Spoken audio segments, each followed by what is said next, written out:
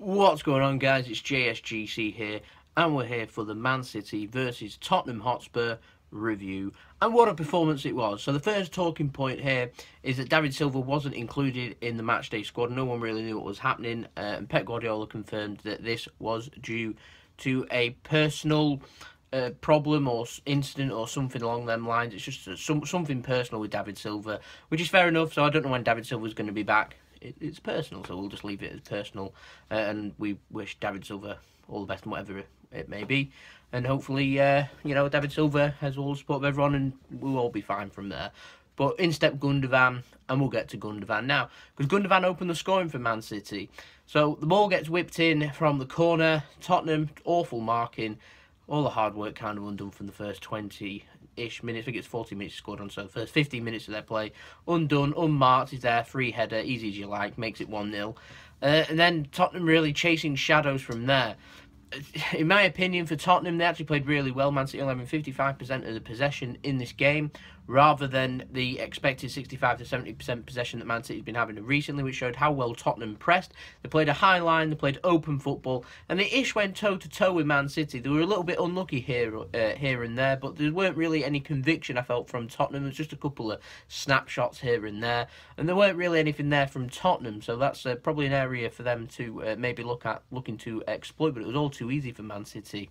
And then there comes 3 incidents for a red card. The first comes when Otamendi's kind of late to the ball, and I think it's Harry Kane that he challenges. He ends up kicking him in the face. Studs aren't raised. He ends up like putting his head forward, and his boot comes up and hits him in the face, which could be a red card. And if it was a red card, you'd think it was harsh, but you could disagree with it. You might not disagree with it. Studs aren't raised, so it's not that dangerous. It just kicks him in the head, and he could have been sent off for it. The next incident comes when Harry Kane, sloppy and losing the ball, does a typical striker's challenge, ends up going over the top of the ball and ends up going 2 feet in, and could easily have been sent off for that. But again, the referee was turned around. Poor referee, I think it's Pawson that was in charge of it, ends up getting himself into some kind of dance ritual. Go and watch it. You'll see him just spin right round, and at the moment where he's like 180 degrees with his back turned to the incident happens, and he ends up booking Harry Kane. And again, it's like the Otamendi, it's 50-50 whether you think he should have been sent off or whether you don't. He's late and studs are raised. But I felt it would have been harsh on Tottenham. But the worst incident came later on with De Bruyne. Could have really given him a serious injury when Dele Alli came in. Misses the ball extremely late, and he stamps on him with his studs right into his shin. It's a disgusting challenge, and how he weren't sent off is I've no idea. The referee even saw it and gave him a yellow card for it. I don't know how he weren't sent off for that one. I don't think anyone's probably going to disagree that that was a sending off. The other two we could debate and be here all day. However, it did kind of anger Kevin De Bruyne. Because Kevin De Bruyne ended up making it 2-0, 70 minutes in, and the game really it's kind of done from there, and ended up doing his 21, or is it like that, celebration in tribute to David Silva, not the 2-1 to Man City against Tottenham, or the rumoured 21 points clear of Tottenham, because he was angry about that challenge. It's for David Silva, that one. So that shows that issue or incident or whatever is there. It's very serious. End up having a tribute to him in the dressing room too. I don't know what that's about, but we know we'll leave it personal when David Silva wants to release a statement or wants to return to Man City. That's up to David, really. But yeah, kind of angered De Bruyne, who end up making it 2-0. Yeah, simple as that, really. Game's dead from there. Lovely build-up play for the third. Leroy Sané gets into loads of space, unselfishly squares it across, and Sterling's there to tap in. And then the fourth came in the 90th minute. Lloris comes out, makes a huge mess of it. Another error for Lloris at the Etihad. Goes through his legs, and Raheem Sterling's there for a tap-in to make it 4. Man City, it could have been worse for Tottenham, really. They end up missing a penalty, and Sterling end up missing a sitter from Jesus hitting the post and Sterling skying it. After a early challenge, which De Bruyne jumps out the way of, gets in the middle, gets tangled up and goes down after he kind of overhits the ball.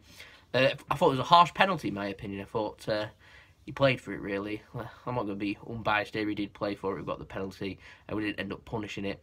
And then Man City got really arrogant at the end, really. They've been playing some good football. They thought, why not pass it around? Tottenham dispossessed them, and a brilliant shot from Eriksen groups its way past Ederson. And I felt sorry for the defence and for Ederson there, because we really did deserve a clean sheet. And we're showing that we can play football. And I thought that Mangala was superb in this game. I thought that Gundogan, coming in for David Silva, was fantastic in this game. De Bruyne, absolutely awesome. as well. Aguero also took his gloves off. There was all kinds in this game. Took his gloves off, chucked them, then confirmed that he's happy at Man City. I don't know. But for Tottenham, that leaves them out of the top 6, the only team to lose. So they've got a lot of hard work to do over Christmas to try and make some of the points back and look towards maybe finishing 2nd or 3rd, looking for that automatic Champions League place. Bare minimum all of them will be looking for is the 4th Champions League spot place, minimum. For City, they end up going 11 points clear still. We're going into a League Cup match on Tuesday, and then we've got some games over Christmas at home against Bournemouth, then away against Newcastle and Crystal Palace respectively, then a match against Watford at home just after New Year. We'll see our Christmas fixtures show. Can Man City get to 20? We'll have to see. That's for another time for me to discuss. First and foremost, check out the preview for the Leicester game, which will be up tomorrow, and you can check that one out. And we'll see if Man City can progress to a semi-final of a cup competition. Can Pep Guardiola get his hands on his first piece of silverware? So we'll be having a look at that and seeing how many changes and what team Man City will be looking at. So there we go. That is the Man City Tottenham review, and it's awesome to be able to start correcting the mistakes that we were making last season, and we're looking formidable at the moment. So don't forget to slap a like on the video if you like the video. Don't forget to subscribe. Check out my social media in the description below. You can follow me on that. And don't forget to leave your comments on what you thought of the red cards and what you thought of the overall performance and the team selection or whatever you want to talk about. I thought, one I didn't know, Tottenham really missed the Wanyama-Dembele partnership that was so crucial last season that beat Man City. And they also ended up, in the end, missing another couple of key players, particularly Alderweireld in the centre-back partnership, because they didn't look that tight in defence. Too open for Man City. Man City love open teams. That's what happens. That's why teams try and park the bus. There we go. So don't forget to check out my preview for the Leicester game tomorrow. And I'll see you then. So it's been JSGC. Hope you all have a wonderful Monday. And I'll see you tomorrow. Peace. Ciao for now.